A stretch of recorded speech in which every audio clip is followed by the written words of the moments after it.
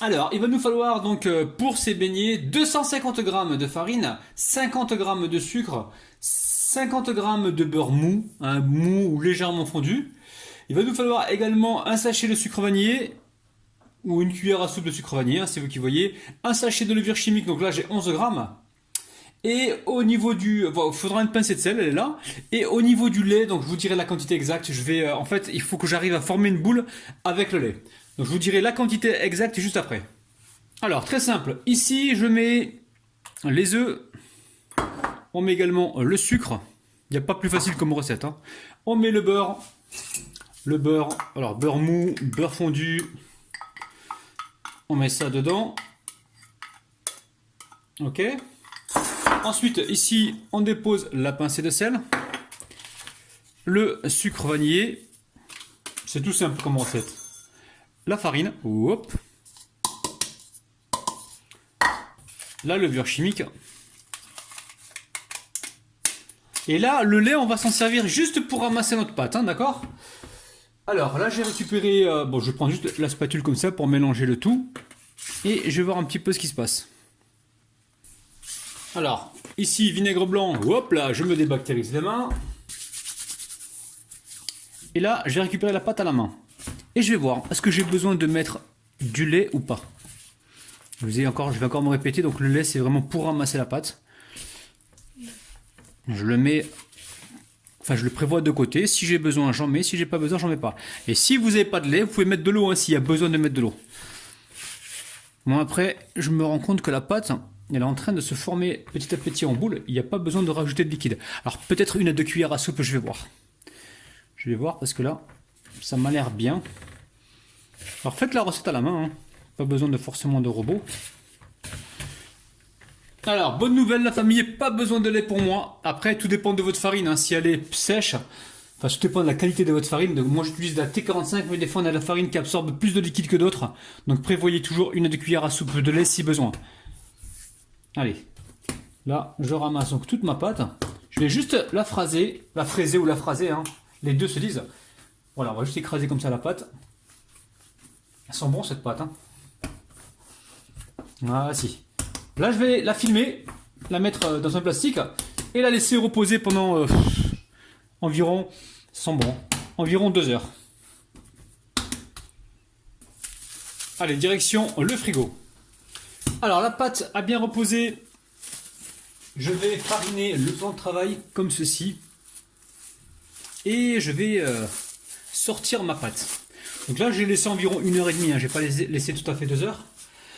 Donc là on va juste la fariner un petit peu pour pouvoir donc l'étaler facilement. Alors on jette un œil à chaque fois dessous la pâte pour voir si ça colle pas. Ici pareil, je farine mon rouleau et je viens étaler ma pâte. Alors, on la retourne de temps en temps, on va bien chercher la farine qui se trouve sur le côté. Ici, on va ressouder un petit peu la pâte.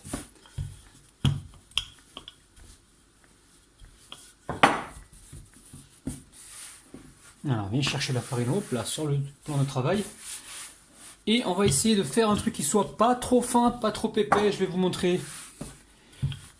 Ça. Alors, une fois que vous avez étalé votre pâte, vous prenez un emporte-pièce. Donc moi, j'ai un emporte-pièce carré. Vous prenez vraiment celui que vous avez. Et là, on va détailler donc des petits carrés dentelés. Et l'excédent de pâte, on va le réétaler pour le réutiliser. Ok? Allez, je vais répéter la même opération avec le restant de la pâte et on se retrouve tout de suite. Mais juste avant, je vais vous dire là combien il y a 2 mm. Vous voyez, c'est à peu près ça comme taille, hein. Je pense qu'il y a 4 mm. Ouais, 4 mm environ. Ok? Allez, vous avez compris le principe. Je reforme ma pâte comme ça en boule aplatie. Je viens ici jeter un peu de farine par-dessus et rebelote. Alors ça y est, c'est prêt. Donc ici, je vais venir faire avec ma petite roulette une petite entaille au milieu, hein, comme pour les bugnes. Comme ceci, vous voyez. Et en même temps, vous pensez à mettre l'huile à chauffer. Alors l'huile, attention, pas trop chaude la famille. Vous testez avec un morceau de pain, dès qu'il commence à colorer, c'est que l'huile est chaude. Moi, je préconiserais plutôt une température entre 160 degrés et 170 degrés. N'allez pas au-delà parce que sinon vous allez cramer vos bugnes. Après, On peut les faire, parce que là c'est assez fin, on peut tenter une huile à 180, tenter, et plongez-en une pour voir comment ça réagit, parce que c'est assez fin, ça devrait cuire assez rapidement. Mais bon, je préfère quand même toujours la cuisson en plus douce pour éviter d'avoir une coloration qui soit trop brune. Allez, on va faire un test avec un beignet. Voilà. Donc c'est bon, je vais commencer ma cuisson tranquillement. Et on se retrouve donc pendant la cuisson quand je vais pouvoir les retourner ou les sortir directement de la friture, les amis. Là, on les retourne, vous voyez, ça prend assez vite en coloration. Donc préparez toujours une petite passoire pour égoutter vos beignets. Et jouez avec la température, s'il y a besoin de baisser, vous baissez un petit peu.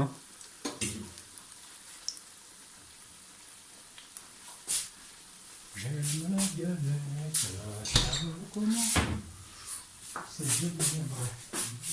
bon, j'en ai fait plein, mais il y en a plein qui ont disparu. J'ai ma famille qui est passée par là. Donc là, regardez, je mets donc les beignets dans un sac avec du sucre. Vous voyez ce que je fais là? Il faut le faire sur une assiette si vous voulez, mais moi j'ai pas envie de salir de vaisselle.